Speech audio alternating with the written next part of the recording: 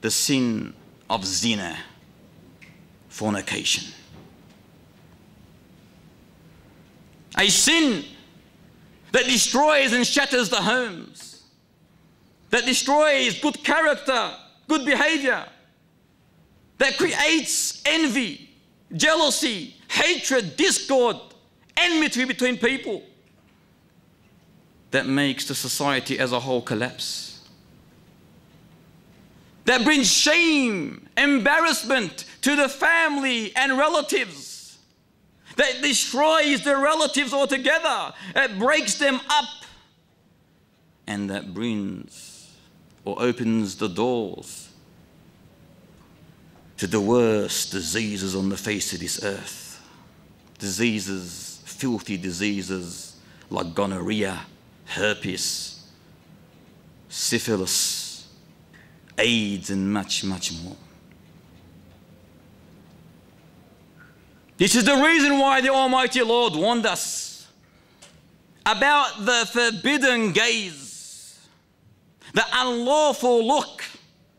Why? Because it is the first step into fornication. The lustful look is like a messenger for you to commit zina. The lustful look is like a messenger coming to you, inspiring you after igniting in your heart the fire of lust, the fire of desire, the fire of abomination, and thus placing you in the state of ultimate destruction, which is zina. Which is zina. This is the evil. And this is why the Almighty Lord called it the zina of the eye. Because the zina of the eye, zina in reality begins with the eye. So if you look with a lustful look, Satan hits it. It's like a venom where it hits the other person, he or she in return will look at you, and thus destruction befalls. So he called it the zina of the eye. And here it is important to mention that men are prone to be affected by temptation, by what they see, the image, the scene, more than ladies. Because the emotional reaction in men usually starts immediately after they view an image. And scientifically, it's been mentioned that men by nature are visual spatial, if the word in English is correct. Meaning that man, his visual space in his brains is more active than that of a woman. That's why when a man goes to see a potential wife, he doesn't care about what does she do for a living or how much money she has. That's just the side. He puts it on the side. But the first thing he cares about is the image. Is the image. And if she's not nice, you wouldn't ask her anything after that.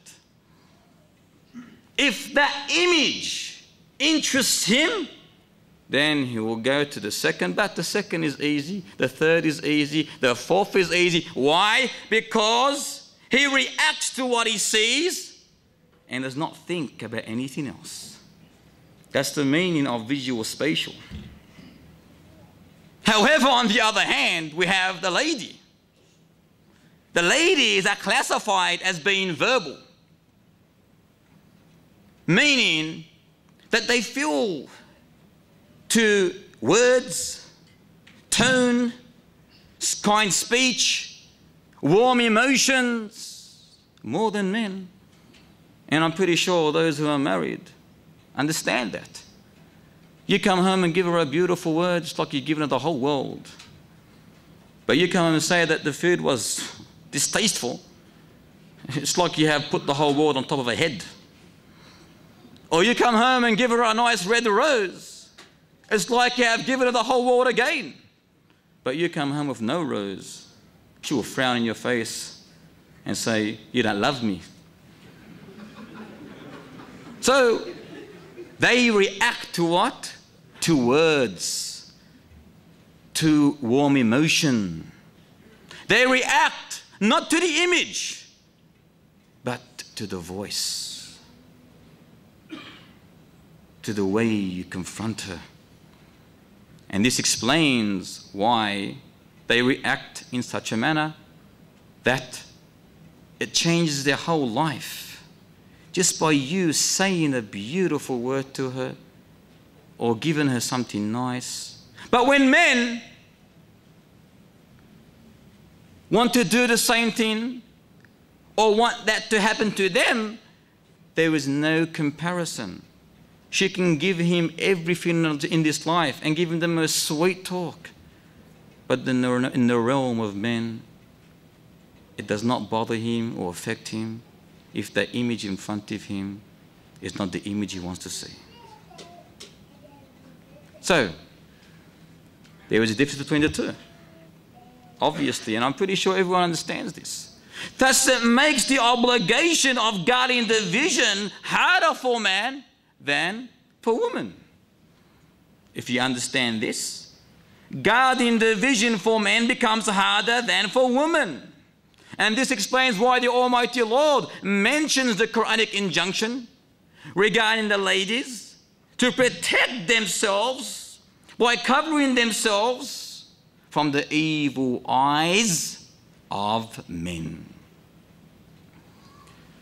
Worshippers of the Almighty Lord, Muslims, believers, know that this eye, and thus the vision, the sight that Allah has blessed you with, is one of the greatest favors of the Almighty Lord upon you. Its duty upon every believer is to show his gratitude to Allah for giving him such a beautiful gift. But showing gratitude does not mean to say, "Bas alhamdulillah," and that is it. No. To show gratitude for this beautiful vision you have been gifted is to employ your vision, your sight, only in that which is lawful, only in that which pleases Allah Ta'ala. If you love Allah Ta'ala, then look at that which He loves and avoid that which is unlawful, that which displeases Allah Ta'ala. And indeed, if you love the Almighty Lord, you do not want to displease Him. Are we not Muslims? Do we not love Allah Ta'ala? Then use this vision, this gaze, only in that which He loves and avoid that which He is displeased with. And in reality, you love the Almighty Lord. However, if you utilize your vision in the wrong manner, it can become extremely dangerous for you. Why? Because the eyes are the windows to the world for the body. Just like a house. Has it got not windows? Has not your car got windows? Why are the windows there for? So you can see behind the windows. You can see what is behind it. And thus you judge after you see. Likewise, your body needs windows, and your windows to the world for the body are these things on your face. Through them you see the good, the bad, the ugly, the beautiful. Through them you see the haram, the halal. Through them you see the veiled and the unveiled, the wicked and the righteous. Through them you see safety and danger, and through them you see, most importantly, that which is haram, wrong to do, thus you avoid it. And that which is allowed to be done, lawful to be done, and then you do it. And then you do it. But when you see something, what happens? Does it stop there? No, it doesn't. Every image that you visualize transfers itself to the heart.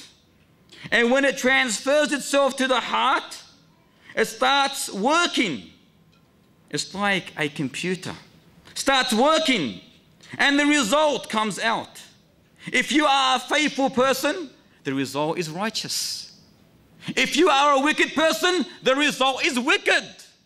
An example, you see a lady walking the street.